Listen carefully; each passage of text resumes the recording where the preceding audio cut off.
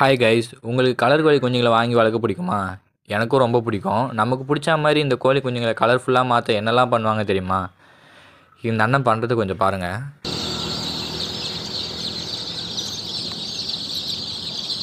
இந்த மாதிரி தான் இவங்களை கலர் பண்ணி உங்களுக்கு சேலுக்கு அனுப்புகிறாங்க.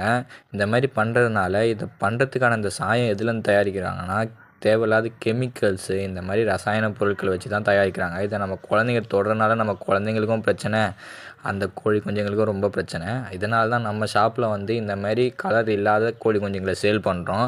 நீங்கள் வாங்கும்போதும் இந்த மாதிரி கலர் இல்லாத கோழி குஞ்சுங்களை வாங்கி வளங்க. இதுங்க நேச்சுரலாகவே பார்க்க அழகாக தான் இருக்குது. தேவையில்லாத நம்ம பண்ணிக்கிட்டு இருக்கோம். லாஸ்ட்டாக உங்ககிட்ட நான் ஒரு 2 கொஸ்டின் கேட்கணும்.